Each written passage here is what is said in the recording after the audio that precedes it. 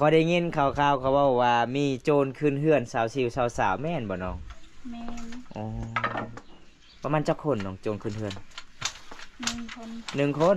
เด้อมีผู้ใดแน่นอนอยู่หั่นอาซิวอาชีพกับไผกับคอยกับเจ้าเด้อถ้าโจรขึ้นเฮือนขึ้นศาลนี่โจรปล้นเงินปล้นคำหรือว่าโจรขึ้นแบบใด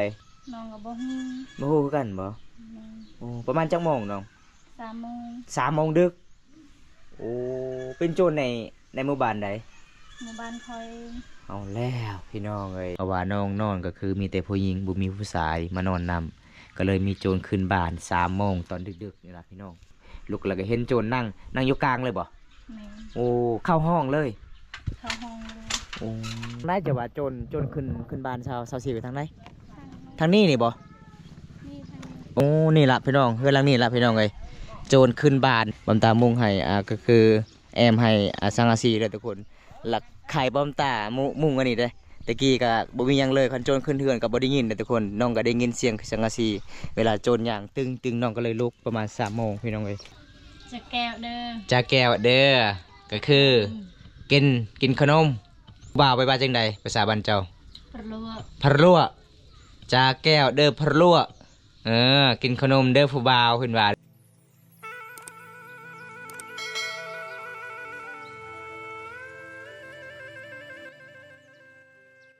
เอาถ้าสบายดีทุกคนสบายดีบรรยากาศยามตอนเช้าๆพี่น้องเอ้ยเพราะว่าบ่มตากะบ่สบายแน่น้องพี่น้องก็เลยมาใส่ผ้าอัดปากพี่น้องเอ้ยเพราะว่ามื้อนี้ก็ฝนฟ้าอากาศก็มันก็สิร้อนหน้าเลยพี่น้องก็เลยบ่มตากะสิเดินทางมันก็สิบ่สบายเนี่ยทุกคนเลยเป็นไอเป็นหวัดพี่น้องมื้อนี้บ่มตากะสิไปถามข่าวๆเรื่องราวที่โจรพี่น้องโจรขึ้นเฮือนหรือว่าโจรขึ้นบ้านสาวๆกับสาวซิวเพราะว่า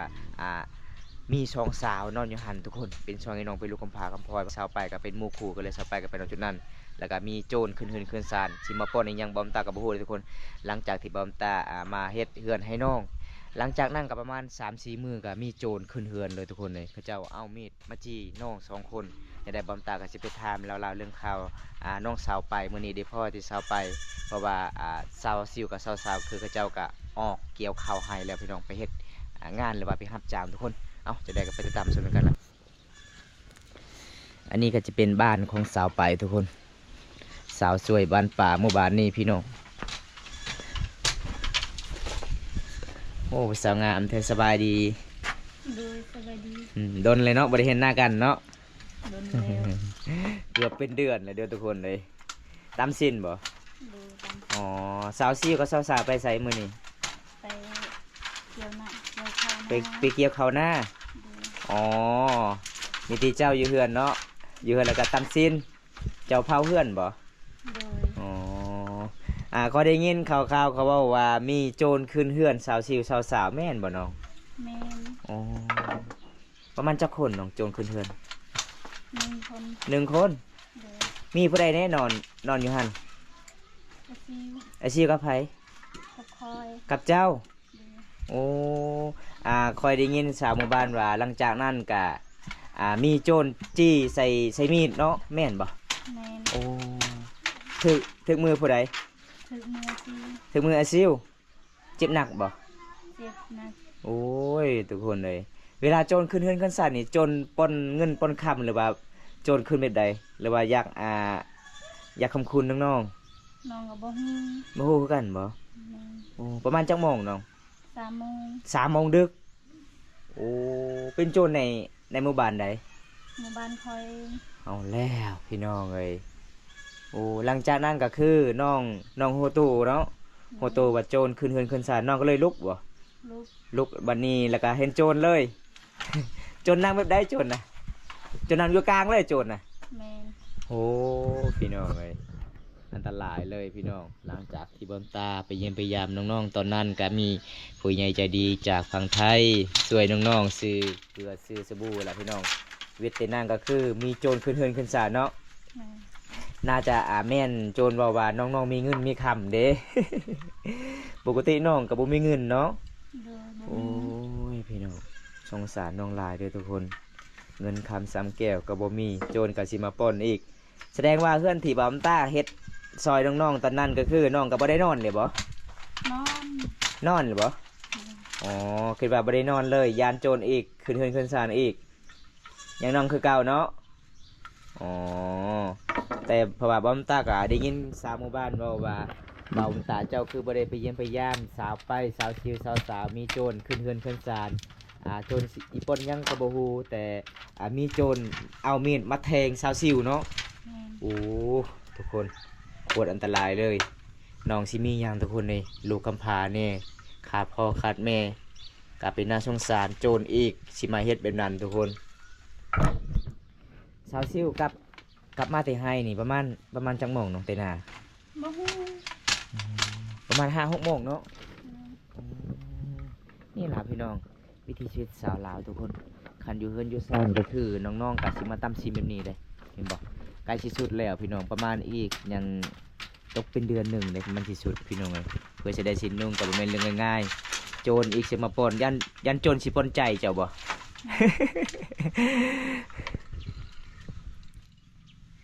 โอ้ยอันตรายพี่น้องน้องฮู้แบบใดตอนโจรคืนเฮือนคันศาลน้องฮู้แบบใดเขาย่างบ่ว่าจังใด เขาย่าง อ๋อได้ยินเสียงเขาย่าง แม่น เพราะว่าบอมตากับแอมโดยสังกะสีมันก็ได้ยินเนาะเสียงเนาะ ได้ยิน โอ้คันแอมไม่เฮียก็คือบ่ได้ยินเลยเนาะอันนี้บอมตากันมาใส่สังกะสีน้องก็เลยได้ยินน้องก็เลยลุกแล้วก็ได้พ่อโจรในเรียเด้อทุกคนชื่อบ่โจรน่ะจำได้อยู่บ่ จำได้ จำได้อยู่เนาะโอ้พี่น้องเอ้ยโจรในหมู่บ้านสาวซิวสาวไปเด้อทุกคนโคตรอันตรายเลยพี่น้องช่วงนี้เด้อทุกคนเลยเพราะว่าน้องนอนก็คือมีแต่ผู้หญิงบ่มีผู้ชายมานอนนำก็เลยมีโจรขึ้นบ้าน3 โมงตอนดึกๆนี่ล่ะพี่น้องโอ้พอดีนอนหลับสบายเนาะ3 โมงดึกทุกคนบ่ฮู้หยังเลยพอดีน้องๆก็ได้ยินเสียงที่บอมตาแอมเฮือนสาวซิวก็คือเอาด้วยสังกะสีก็เลยได้ยินเสียงพี่น้องเวลาเขาเจ้าขึ้นเฮือนขึ้นศาลน้องก็เลยลุกแล้วก็เห็นโจรนั่งอยู่กลางเลยบ่ แม่น โอ้เข้าห้องเลย เข้าห้องเลย โอ้อันตรายพี่น้องเลยได้ยินน้องเล่าแล้วก็โอ้ยโคตรสงสารน้องหลายเลยพี่น้องตอนนี้ดีระบบบาดที่โจรแทงสาวซิวนะ ดีแล้ว ดีแล้ว แต่ตอนนั้นก็คิดยังว่าได้บ่เวลาน้องเห็นโจรคืนเฮือนนี่น้องให้หรือว่าน้องเอิญสาบานมาซอย เอิ้นให้ เอิญแน่ให้แน่ อืม อ๋อหลังจากนั้นก็มีสาบานมาซอยบ่หรือว่าจังได บ่ บ่มีเลย ฝนตกบ่ได้ยิน อ๋อแสดงว่าโจรคืนเฮือนคือย่ามฝนตกบ่โอ้ทุกคนเลยบ่แม่นผู้บ่าวเก่าจ้ะบ่ บ่มี บ่แม่นบ่ ก็เลยคิดว่าผู้บ่าวเก่านี่แล้วเลย โอ้สามหมู่บ้านนี่คันได้ยินก็น่าสิบ่ลงเลยเนาะพอดีนอนหลับสบาย3 โมงทุกคนเลยฝนตกนี่น้องห้องเสียงดังแฮงเลยบ่ เสียงดังแฮง อ๋อโจรก็ย่านคือกันบัดนี้ ย่าน พี่น้องใครไปโจรย่านคือกันเด้คันโจรบ่ได้ย่านนี่อุ้ยพี่น้องอันตรายสุดๆเลยผู้หญิงมีแต่ผู้หญิงอยู่ในเรือนในศาลบ้านเฮาอันตรายเด้อพี่น้องถ้าไปผู้เดียวเวลากลางคืนต้องบ่ให้ไปพี่น้องเอ้ยเขตชนบทนี่ส่วนหลายมีโจรบางคนก็ติดยาบางคนก็ติดละลายย่างทุกคนก็เลยเฮาก็สิอันตรายนิดนึงไม่ว่าจะเป็นทางใดก็มีโจรพี่น้องแต่หมู่บ้านของน้องนี่บอมตาก็สิมาถามน้องๆก่อนโจรในรีได้อทุกคนนี่นอกขนาดน้องบ่มีหยังโจรก็ยังขึ้นศาลสิเข้าห้องนอนน้องเลย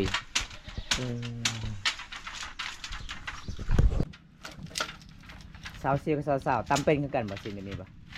จำเป็น ตำเป็นคือกันเนาะวันหนึงเท่าไรเขาเจ้าจังเกี่ยวข้าวหน้าน้องหมู่บ้านน้อง เส้นหนึง วันละแสนโอ้วันละแสนพอได้เกี่ยวอยู่พี่น้อง2 คนไปก็คือได้200,000มื้อนึงเพราะว่าน้องสาวซิวก็บ่มีเงินบ่มีขามทุกคนเลยมันก็ครัวที่ยากจนโจรอีกสิมาแทงถึกแค้นหรือถึกขาถึกแค้นนี่อ๋อใกล้สิฮอดถึงมือแล้วทุกคนโอ้เก่งคือกันเนาะเจ้า2 คนเนาะ สาวๆไปไสสาวๆตอนนั้นนะ ไป ไปแขกแล้วไปเพื่อนพี่น้อง มีแต่น้อง2 คนนอนอยู่พุ่น ดู โอ้ พวกเรา2 คน โดยอืม พี่น้องเอ้ยอันตรายเลยพี่น้องใครแต่น้องสองคนนี่ซอยกันเนาะขันผู้หนึงโจรจับผู้หนึงบ่ซอยนี่แล้วเลย อันนี้น้องๆนี่ซอยกันบ่ โดยใส่กัน โจรขึ้นบ้านสาวซิวกับสาวๆพี่น้องสงสารหลายเลยพี่น้องได้ยินสาวไปมาเล่าเรื่องราวนี้โอ้ยโคตรเมื่อยเลยทุกคนเลยอันนี้ก็คือชนเผ่ามังกรมาตำชินเลยทุกคนขันเฮาบ่เคยตำนี่น่าสิหยับบ่จื้อเลยทุกคน1 2 3 4 5 6 7 8 9 10 11โอ้พี่น้องเบิ่งนี่สิจื้อได้บ่เบิ่งเนาะขนาดน้องนี่บ่ได้เบิ่งเลยหยับไปเลยถึกเป๊ะเลยทุกคนเลยอันนี้จะเป็นสินมุกของชนเผ่ามังกรเบิ่งมันจะเป็นสีละลายเลยเห็นบ่งามหลายเด้หมู่บ้านเจ้านี่กินงะหรือบ่เนาะ นี่ กินแล้วงะบ่ยัง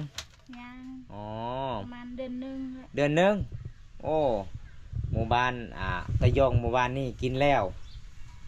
ทางนั้นไวเด้อทุกคนเลยทางชุมเผ่าโตยก็คือบางคนเขาบอกเข้าใจว่าเป็นหยังบุญกินงะบุญกินงะก็คือหลังจากเฮาเกี่ยวข้าวเกี่ยวน้ำหุดข้าวหุดน้ำสำเร็จแล้วเฮาก็มาเฮ็ดบุญกินงะคำภาษาลาวก็คือ แปลว่าบุญเปิดประตูลาวเข่าเด้อทุกคนเพื่อสิได้สิ้นนุ่งก็บ่แม่นเรื่องง่ายๆเด้อทุกคนเลย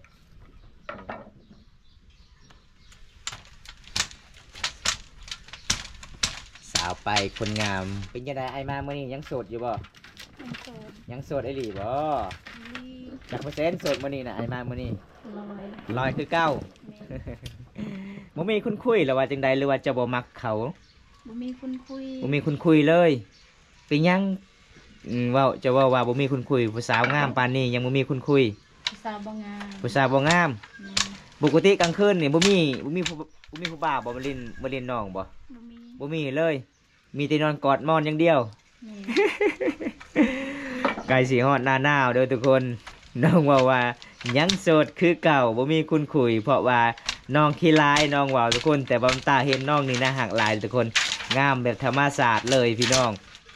ทั้งงามทั้งสวยทั้งขยันได้ทั้งใจดีทุกคนขนาดบำตามาเยี่ยมมายามมื้อนี้น้องว่ากินข้าวกินน้ำเลยบ่อายถ้ากินข้าวกินน้ำถ้าอยากกินก็คือขึ้นขึ้นศาลเลยน้องก็สิย่อข้าวสิย่อน้ำให้กินทุกคนมันเป็นตามประเพณีชนเผ่ามังกรสาวลาวเขตนี้ใจดีหลายเด้อมัดมือแล้วเนาะจดตำแบบนี้เนาะ โดยมันมือ คันบไดีตำแบบนี้มันก็สิชุดๆหยาทุกคน สาวไปคนงามเด้อพี่น้องสาวลาวเผ่ามังกรหมู่บ้านฟูนมักมีเมืองนองแขวงสวรรณเขตเป็นยังไงขะดองอายมามื้อนี้ยังคือเก่าบ่ โดยยัง 15 ล้านคือเก่า ยังบ่ลืมว่าปะ15 ล้านเด้อทุกคนคอยเลยคิดว่าเจ้าสิเอา150,000 คือสาวสุกว่าค่าดองข่อย500,000 5 ล้านบ่เอาเด้อ ส่วนสาวไปค่าดอง15 ล้านเด้อทุกคนหมู่บ้านน้องนี่ใกล้สิเริ่มหนาวเลยเนาะหนาวแห้งเลยเป็นหมู่บ้านติดกับตีนภูเขาทุกคนตามป่าตามดงเลยหมู่บ้านนี้สาวลาวงามแบบธรรมศาสตร์เลยอันนี้ก็คือเขาเจ้าอาซิมาเกาะแบบนี้เห็นบ่ทุกคนเขาเจ้าซิมาไว้แบบนี้เลยพายเห็นบ่โอ้พี่น้องเฮาเฮ็ดบ่ได้ทุกคนเฮาบ่จื้อแต่น้องๆนี่จื้อได้เบิ่งนี่มีสีงามๆเลยคันค่านี่พื้นหนึงเท่าใดน้องหมู่บ้านเจ้า แสนหนึง 100,000โอ้พื้นหนึง100,000ทุกคนเลยก็พอได้ซื้อทุกคนประมาณ180 บาทพี่น้อง180 บาท100,000ทุกคน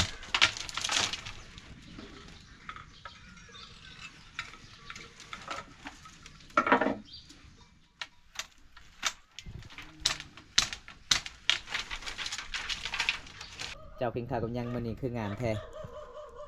กับหน่อไม้ กับหน่อไม้ แม่ โอ้หน่อไม้ทางไหนเจะไปเอาคืองามแท้ทายค่อยไปเอาดีกว่า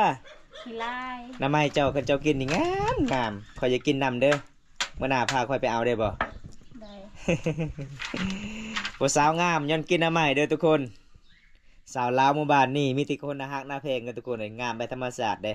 ขนาดน้องบ่ได้ทากระแป้งเลยทุกคนงามเลยพี่น้องขนาดบ่ได้ถึกแอร์เลยพี่น้องเอ้ยถึกแต่แดดกับหนาวเนาะ ทางไหนจะว่าจนขึ้นบ้านชาวสีไปทางไหน ทาง ทางนี้นี่บ่ นี่ทางนี้ โอ้ทางประตูพุ่นโอ้นี่ละพี่น้องเฮือนหลังนี่ละพี่น้องเอ้ยโจรขึ้นบ้านสาวไปบ้านสาวไปนอนก็คือบ้านอันนี้เจ้าของก็คือบ้านสาวซีกับสาวๆที่บำตาเฮ็ดให้ทุกคนบำตามุงให้ก็คือแอมให้สังกะสีเลยทุกคนหลักไข่บำตามุงอันนี้เด้ตะกี้ก็บ่มีหยังเลยคันโจรขึ้นเฮือนก็บ่ได้ยินเด้อทุกคนน้องก็ได้ยินเสียงสังกะสีเวลาโจรย่างตึงน้องก็เลยลุกประมาณ3 โมงพี่น้องเอ้ยก็เลยน้องฮู้ทันว่าโจรสิปล้นน้องๆจักสิปล้นอีหยังบ่ฮู้พี่น้องเอ้ย แต่โจรคนหนึงเนาะน้อง2 คนอ๋อเป็นจังได๋บัดนี้ตีกันกับโจรบัดนี้ ญาติมีดบ่หรือว่าจังได มี อ๋อญาติกันมีดเนาะญาติเอามีดตีโจรทุกคนก็เลยถึกมือเซาซิ่วบ่ โอ้เก่งเด้อทุกคนน้องๆสู้ใดเด้อกับโจรเด้อ ยานไปสู้ได้ ย่านเนาะเฮาย่านแหงสู้ใดเอิ้นชาวบ้านก็บ่ได้มาทุกคนเพราะว่าฝนตกแหงเนาะชาวบ้านก็เลยบ่ได้ยินพี่น้องตอนนี้ก็สิพาน้องไปเลาะหมู่บ้านไปหาส้มพี่น้องหานเขาเจ้าขายเครื่องของอยู่ใส่ทุกคนไม่ยิงมายามน้องก็เมื่อยหลายตามชิ้นบ่ได้ลุกเลยมีแต่นั่งกับนั่งหลังจากที่บอมตากะสิถามข่าวๆเรื่องราวน้องไปนอนเฮือนเสาไปบ่แม่นนอนเฮือนเสาไปนอนเฮือนเสาซิวกับสาวๆอันนี้เป็นบ้านน้องเองน้องตะกี้กะบ่มีแม่เด้หลังจากนั้นกะอีพ่อก็เอาเมียคนใหม่พี่น้องเอ้ยไอแม่ของน้องกะเสียชีวิตตอนน้องยังน้อยๆโอ้ยเบิ่งเขื่อนน้องนี่ยังคือเก่าทุกคนยังบ่มีหยังเลย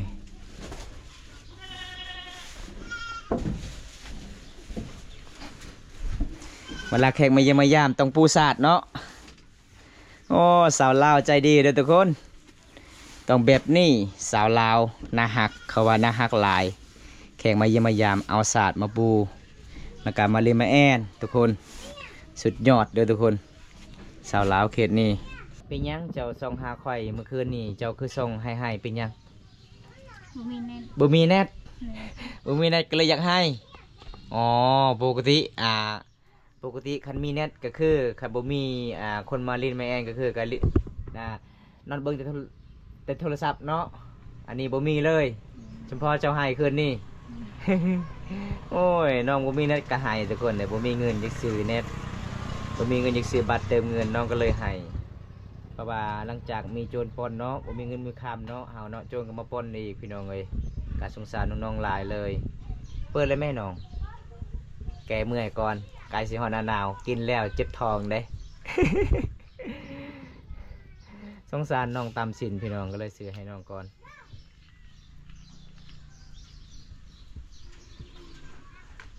น้องไปน่าฮักจังเพิ่นว่าขอบใจเนี่ย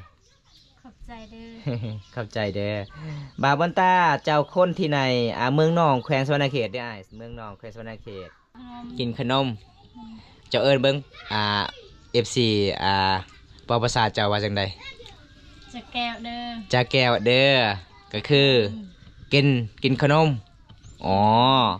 สาวไปว่าจะแก้วเด้อผู้บ่าว ผู้บ่าวไปว่าจังใดภาษาบ้านเจ้า ปลัว พะรั่วจาแก้วเด้อพะรั่วกินขนมเด้อผู้บ่าวขึ้นว่าเด้อทุกคนภาษามังกรหมู่บ้านสาวไปเด้อทุกคนงามย้อนกินน้ำไหมน้องว่าทุกคนเลย ไม่ยั้งนะสาวไปน้ำมันบ่ บ่ น้ำกิน แม่น โอ้น้ำกินสาวไปเบิ่งทุกคนตุกบักใหญ่ๆเลยเด้มื้อนี้ขอขอบใจหลายเด้อที่พาอ้ายได้รับชมประเพณีหรือว่าวิถีชีวิตน้องๆที่เล่าเรื่องเล่าที่ว่าจนคืนศาลเด้ออ้ายก็สิกลับกันเด้อน้องเด้อเพราะว่าน้องก็สิตำหูบเนาะมื้อนี้คันอ้ายมาน้องบ่ได้ตำหูบเลยเด้ ตัวน้อยอีพ่ออีแม่มาแต่ให้ที่ชวนป้าลูกสาวบ่ได้ตำสิ้นเลยมื้อนี้ ก็ได้ก็ผู้ใดรับชมคลิปนี้แล้วก็ฝากกดไลค์กดแชร์กดติดตามไปเด้อพี่น้องไอ้บอมตากาสิกลับเพิ่นกับสารแล้วพี่น้องมื้อนี้ก็สิไปถามข่าวเรื่องราวน้องที่โจรขึ้นศาลมื้อนี้บ่ได้พอ24กับ22ได้พอ20ไปทุกคนเห็นน้องเล่าแล้วก็สงสารน้องหลายเงินคำซ้ำแก่บ่มีทุกคนเอาบ๊ายบายซีเนี่ยบ๊ายบายเอาทุกคนจะได้บอมตากับสิปิดไว้สำนี้ก่อนพี่น้องคลิปนี้ บ่มีหยังหลายสิพา FC ได้รับชมมื้อนี้บอมตาก็สิไปถามข่าวๆเรื่องราวที่โจรขึ้นบ้านขึ้นเฮือนขึ้นศาลสาวซิวกับสาวๆเป็นลูกกำพร้าคำพอขาดพ่อขาดแม่โจรก็สิมาปล้นอีกทุกคนเลยใครให้น้องฮู้ทันเลยคันน้องบ่ฮู้เรียบร้อยพี่น้องโจรก็เอามีดมาจี้ก็เลยสาวไปกับสาวซิวมาสู้พี่น้องสู้ได้ทุกคนก็เลยถึกมีดในมือสาวซิวพี่น้องก็เป็นน่าสงสารหลายทุกคนเลยโอ้พี่น้องขนาดลูกคำพร้าคำพอขาดพ่อขาดแม่ก็ยังมีโจรมาปล้นน้องสิมีหยังทุกคนเลยเห็นน้องเราแล้วก็เป็นน่าสงสารน้องหลานเลยทุกคนจังใดบอมตาสิปิดไว้ส่วนนี้ก่อนคลิปนี้คลิปหน้ากะมาพูดพอกันไหมพี่น้องนะครับชมคลิปนั้นแล้วก็ฝากกดไลค์กดแชร์กดติดตามหน่อยเด้อพี่น้องฝากเป็นกำลังใจให้บอมตาให้คลิปตอนต่อไปเลยทุกคนเอาบ๊ายบายไปกันเด้อครับ